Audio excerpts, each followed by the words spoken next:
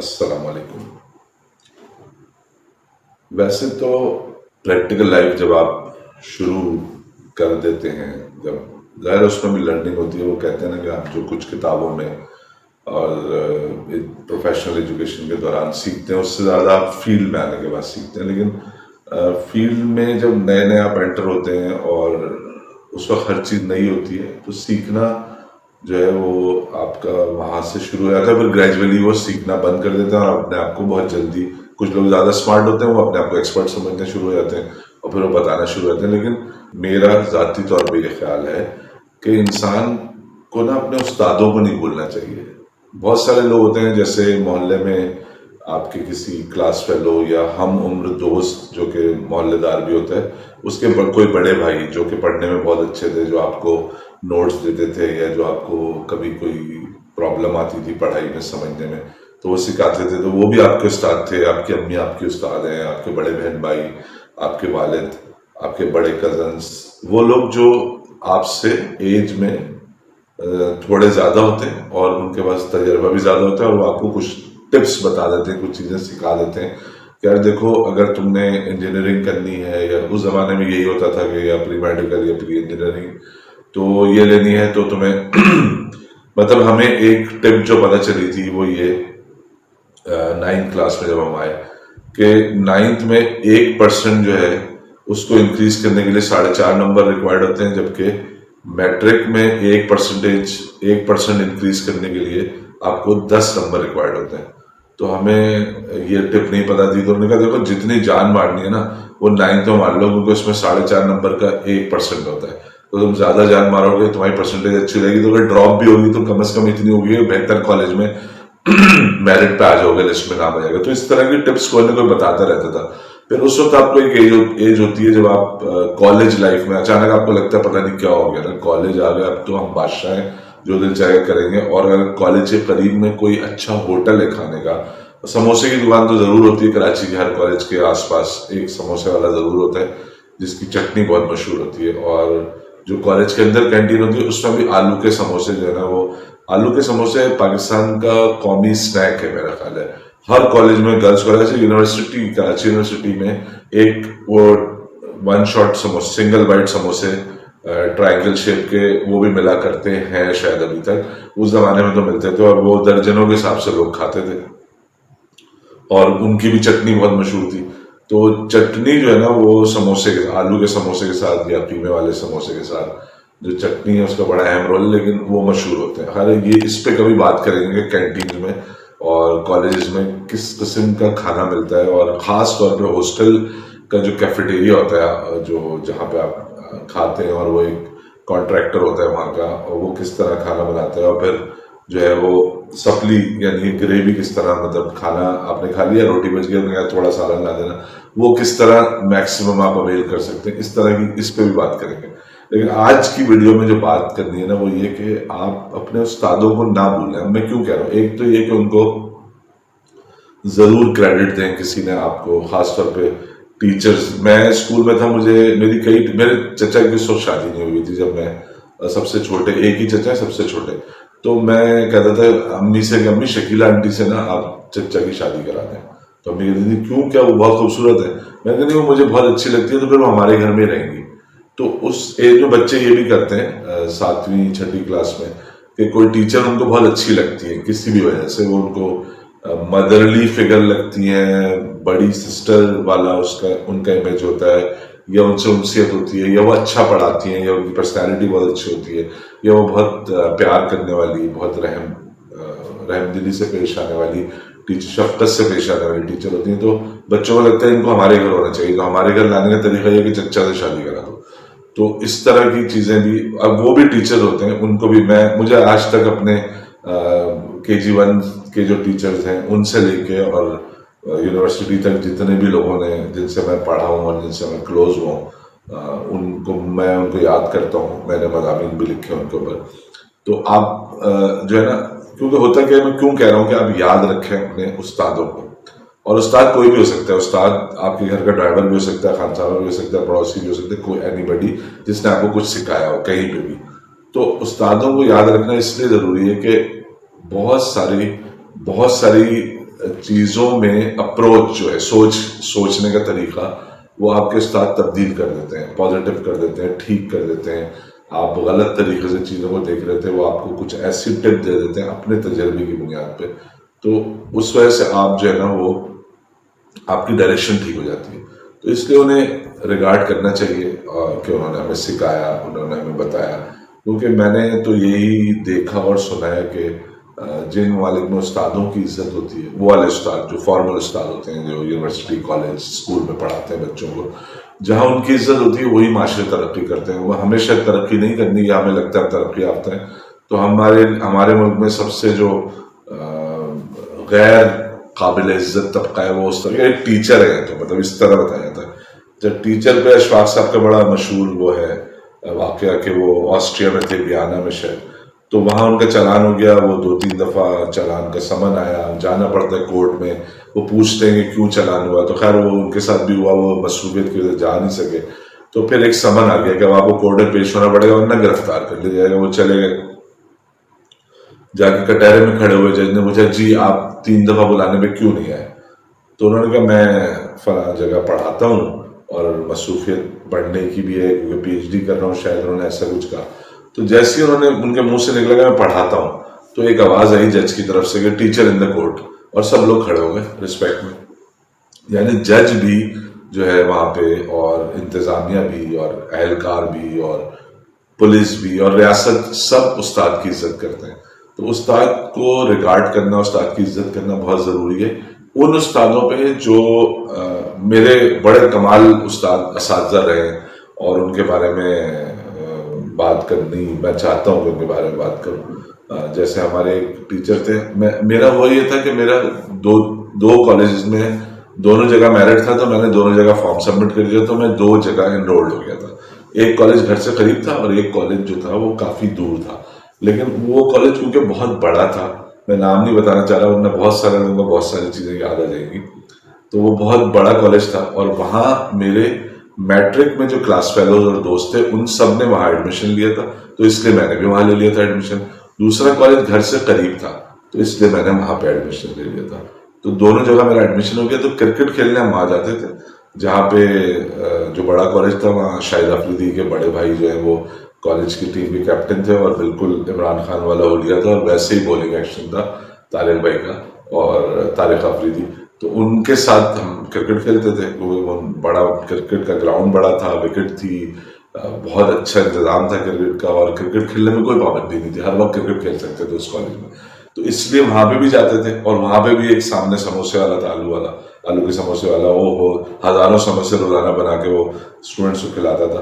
تو وہ بھی ہم وہ بھی کرتے تھے. اور جو ہمارا گھر کے پاس کالج تھا ناز آباد میں، وہ اس کے اندر جو کینٹین تھا وہ شفیق بھائی تھے، شاید یہ شفقت بھائی تھے، ان کا کینٹین تھا. اور ان کے یہاں کینٹین میں صرف ایک چیز ہوتی تھی، آلو کے سموسے. اور آلو کے سموسے ہوتا تھا کہ وہ اندر ہی بناتے تھے، کڑھائی وغیرہ موجود ہوتی تھی. اور چٹنی کوئی شاید ان کی وائف یا گھر میں کوئی بناتا تھا، تو وہ آتی تھی، تو وہ بعد میں آتی تھی. اب وہ پہلے آ گئے، اور لڑکے کیونکہ ہمیشہ کے بھوکے ہوتے ہیں، ناشتہ کر کے تب بھی انہیں کالج آ کے بھوک لگتی ہے، تو وہ آ کے کھڑے جاتے تھے. پلاسٹک کی پلیٹیں جو کہ لال، ہری اور نیلی ہوتی تھیں، پلاسٹک کی پلیٹیں وہ لے کے، اور وہ سموسے اترے تو اس سے پہلے کاؤنٹر میں سب کھڑے ہو جاتے تھے، اور سب جلدی جلدی 2 سموسے یا ایک سموسے، جس کو جتنا کھانا ہے اس نے وہ سموسہ پلیٹ میں دھر لیا. اب اس کے بعد کھڑے ہوئے اور رش لگتا جا رہا ہے اور سموسے بڑھتے جا رہا ہے. اب کوئی کھانا شروع نہیں کر رہا کہ بھائی کیا ہوا، سموسے کیوں نہیں کھا رہے؟ تو وہ چٹنی کا ویٹ ہو رہا ہے. تو وہ کہہ رہے ہیں بھائی وہ آ رہا ہے راستے میں. اس زمانے موبائل بھی نہیں ہوتے تھے، وہ آ رہا ہے، وہ پہنچنے والا ہے. تھوڑی دیر بعد پیچھے کے دروازے سے کینٹین کے ایک بندہ انٹر ہوتا تھا ڈھکن والی بالٹی لے کے، اور وہ لا کے پھر چٹنی، اور پھر چٹنی جیسی چٹنی سمجھ لیں اعلان ہوتا تھا سموسے میں حملہ کرنے کا. وہ چٹنی ڈلتی تھی پلیٹوں میں، اور اس کے بعد لٹرلی کتوں کی طرح سموسے کھائے جاتے تھے. مجھے کہنا نہیں چاہیے لیکن ہوتا ایسے ہی تھا. تو خیر اس ہمارے کالج کے سامنے روڈ پر ایک بہت بڑا ہوٹل تھا جہاں پہ حلوہ پوری بہت اچھی ملتی تھی صبح. لیکن ان کا پرابلم یہ تھا کہ وہ 9 بجے بند کر دیتے تھے. تو آپ کو اگر حلوہ پوری کھانی ہے اور کلاس فیلوز کو کھلانی ہے تو پہلے آنا پڑتا تھا جلدی. تو خیر ہم جلدی جو ہے نا آ جاتے تھے اور وہاں بیٹھ جاتے تھے. 25 پیسے کی ایک پوری ہوتی تھی، اور ترکاری ظاہر فری ہوتی تھی، اور حلوہ شاید میرا خیال ہے کوئی 4 روپے کلو تھا، پتہ نہیں 5 روپے کلو تھا، یاد نہیں مجھے. اور لسی 2.5 روپے کی تھی. نہیں 1.5 की लस्सी होती थी, और 25 पैसे की पूरी, यानी अगर आपने 10 पूरियां खाई हैं तो आपके 2.5 रुपए बनते थे, और अगर 20 पूरियां खाई तो 5 रुपए बनते थे। तो हमारे पास इत्तेफाक से पैसे होते थे क्योंकि सुबह मिलते थे, तो हम हलवा पूरी खाते थे, और जो आता था, जो कॉलेज का लड़का रहा भाई आ जाओ इधर आके बैठ जाओ, टेबल बड़ी होती जाती थी, टेबल्स ऐड हो जाती थी, उसमें कुर्सियां बढ़ती जाती थी और वो ग्रुप बड़ा होता चला जाता था। तो होटल में थोड़ी देर बाद 8 टेबलों पे आधा कॉलेज बैठा होता था, और कुत्तों की तरह, फिर मैं नहीं कहना चाहिए, हम लोग भूखों की तरह, मतलब हबशियों की तरह हम लोग हलवा पूरी खाते थे।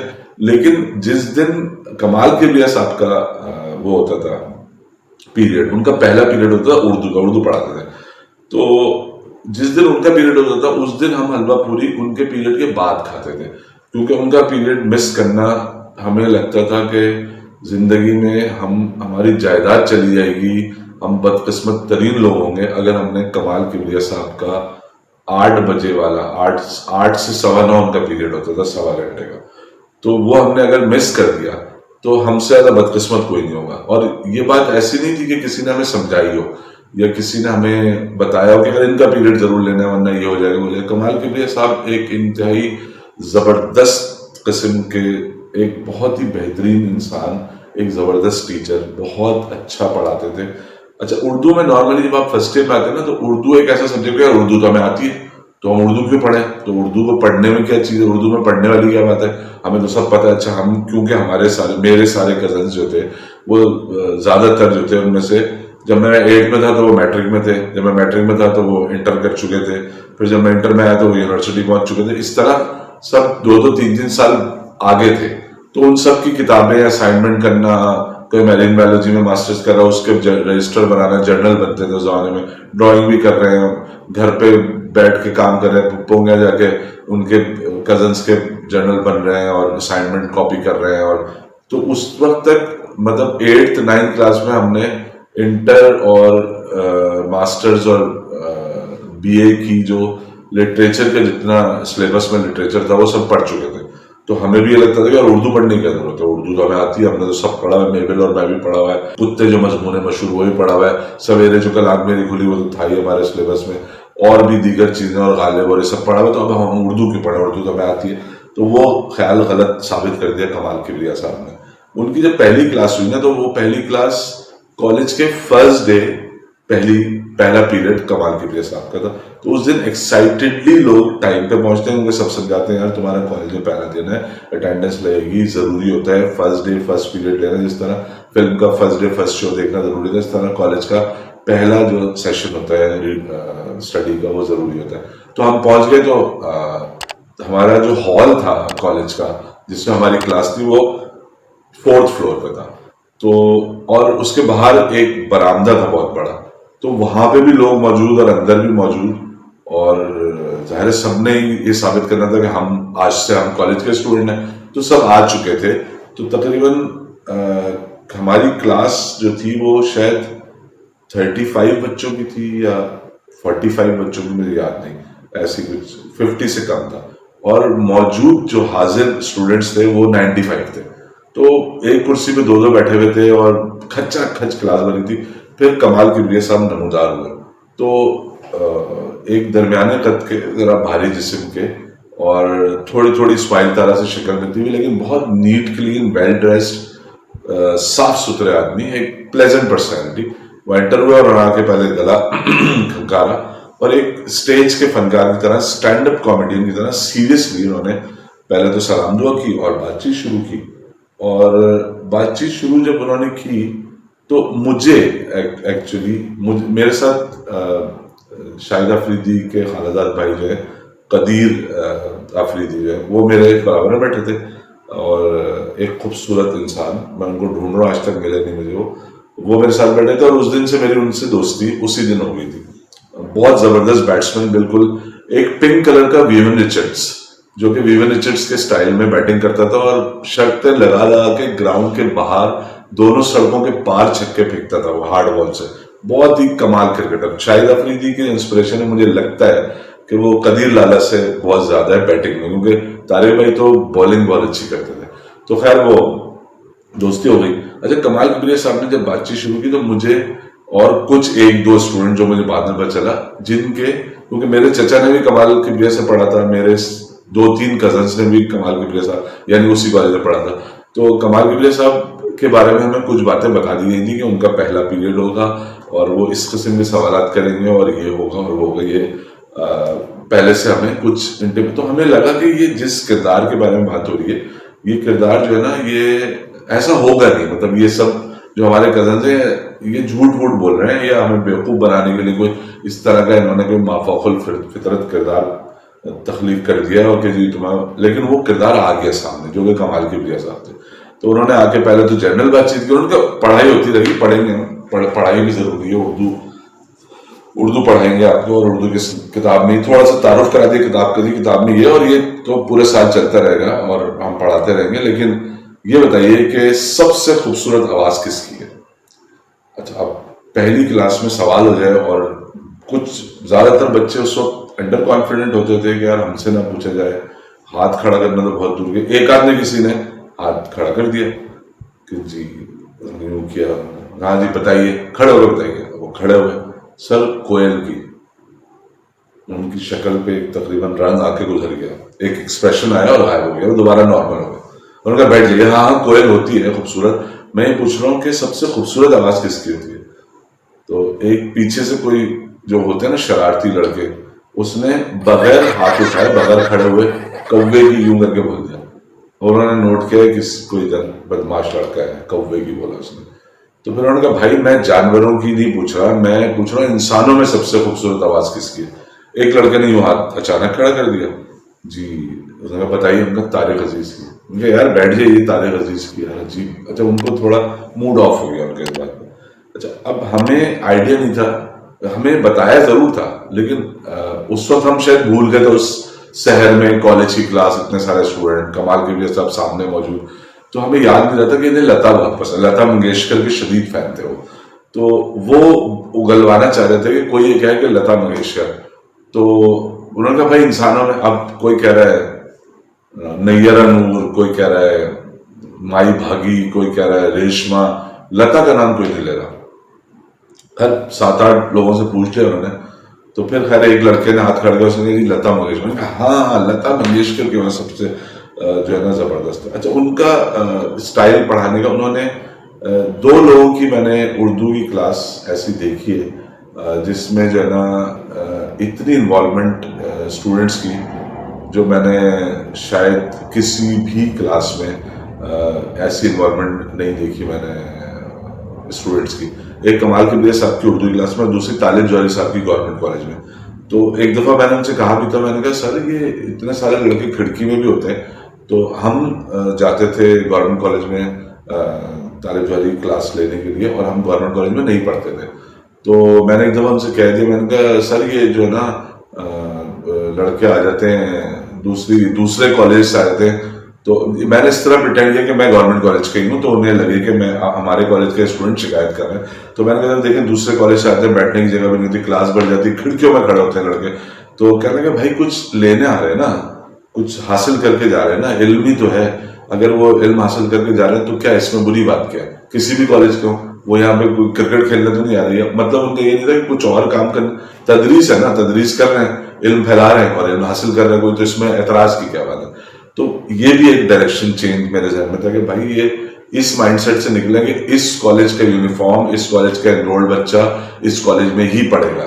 یہ انہوں نے ذہن تبدیل کیا کہ بھائی علم حاصل کر رہا ہے کوئی تو اس کو روکو مت. تو کمال صاحب بھی انہوں نے میں نے آخر تک پورا سیشن فرسٹ ایئر کا کمپلیٹ ہونے تک میں نے ان کی کلاس میں کبھی بھی بچے کم نہیں دیکھے. کبھی ایسا نہیں ہوا کہ 4 کرسیاں خالی پڑی ہوں. ان کے پڑھانے کا انداز، ان کے بولنے کا انداز، جس طرح وہ ایکسپلین کرتے تھے شاعری کو، جس طرح وہ مضامین لکھنے والوں کو، کیونکہ لٹریچر کے مضامین جو اردو میں ہم پڑھتے تھے اس میں زیادہ تر مشہور بڑے ادبی لوگوں کے مضامین، احمد شاہ پطرس بخاری، سر سید احمد خان اور دیگر جو ہمارے کلاسک اردو کلاسکس کے جو لوگ ہیں نامی گرامی مصنفین، ان کے مضامین ہوتے تھے. تو ان کے بارے میں مطلب ہمیں انہوں نے ان کے بارے میں جو بتایا، پطرس کی زندگی کے بارے میں بتایا کہ وہ کس طرح کی شخصیت تھی اور کیا کرتے تھے اور کتنے وہ उनका सेंस ऑफ ह्यूमर कैसा था, और उन्होंने क्या, फिर उन्होंने मजमून तो बताया ही कि इसमें क्या कैसे सोचा और क्या एक्सप्लेन हुआ और किस चीज़ की बात हो रही है। साथ में हमें ये तारुफ भी दिया कि किस मुसन्निफ ने और क्या क्या लिखा हुआ है। तो फिर हमें वो क्यूरियोसिटी डेवलप हुई कि अच्छा इनका लिखा हुआ और भी कुछ पढ़े। तो ये जो अदब की तरफ लाना, और हमें हमें सिलेबस जो है ना वो छोटा लगने लगा। हमें वरना नॉर्मली फर्स्ट ईयर में जब आता है ना, आपको लगता है सिलेबस एक बर्डन है, बहुत कंप्लीट करना मुश्किल है, इतना ज्यादा। उन्होंने इतना आसान कर दिया, हमें इतने बड़े समंदर में कुदा दिया कि हमें सिलेबस स्विमिंग पूल लगने लगा। हमें लगा ये तो छोटे कम पानी है, पानी तो समंदर में होता है। तो उन्होंने हमें वो समंदर दिखाया कि सर सैयद के और मजामीन क्या है और उनके साथ क्या क्या होता। तमाम जिन लोगों का लिटरेचर में, जिन लोगों के मजामीन शामिल थे, उन सब के बारे में हमें तारुफ दिया वक्तन फवक्तन। और हमारा एक दिलचस्पी उससे पैदा हुई, जाहिर है, और उसके नतीजे में पढ़ने का शौक पहले भी था, लेकिन वो और ज्यादा हुआ। और बहुत सारे लोगों को जाना, बहुत सारे लोगों को नहीं। जैसे मुझे एक शायर है शकीब जलाली, शकीब जलाली का मैंने शायद कभी कोई शेर सुना होगा, लेकिन मुझे इतना ज्यादा ना पता था, ना मुझे ये मालूम था कि उनकी किताबें मौजूद हैं। मोइन अख्तर अल्लाह बख्शे मरहूम जो एक्टर, उन्होंने मुझे कहा कि तुम्हें शकीब जलाली, एक हम शूट पे थे तो मुलाकात हुई, तो उन्होंने एक शेर पढ़ दिया। तो मैंने कहा किसका शेर है, बहुत अच्छा। उनसे मैंने कहा बहुत अच्छा शेर है, किसका? कहने शकीब का। मैंने कहा कौन शकीब? अरे शकीब एक हमारे दोस्त भी हैं। तो मैंने कहा कौन शकीब? वो भी शायरी करते हैं। तो कहने लगे यार शकीब जलाली। मैंने कहा शकीब जलाली कौन है? जब मुझे वाकई नहीं पता था, क्योंकि आप किसी भी पॉइंट पे जाहिल साबित हो जाते हैं, क्योंकि जब आपको नहीं पता था तो इसका मतलब आप जाहिल है, आपको नहीं उस कम से कम उस हद तक। तो मैंने उनसे कहा कि कौन है? फिर उन्होंने खड़े होकर कोई आधा घंटा उनको याद थे मोइन अख्तर को शकीब जलाली का शार, तो उन्होंने सुनाया मुझे और मैं बड़ा मुतासिर हुआ। फिर मैंने जाके हैदराबाद पे, उस वक्त यूनिवर्सल हैदराबाद पे होती थी, वहां से जाके फिर मैंने शकीब जलाली की 2-3 किताबें खरीदी और फिर मैंने पढ़ा। तो मुझे मेरे लिए तारुफ हो गया एक शायर का। और मैं ज़ाहिर महरूम रहता अगर ये उस वक्त ये बात नहीं करते। तो ऐसे भी आपको कोई डायरेक्शन दे देता है और कोई उस्ताद मिल जाता है। अभी बहुत उस्ताद हैं, बहुत ज़बरदस्त उस्ताद हैं, और वीडियोज़ में हम उनके बारे में बात करेंगे। अल्लाह हाफिज़।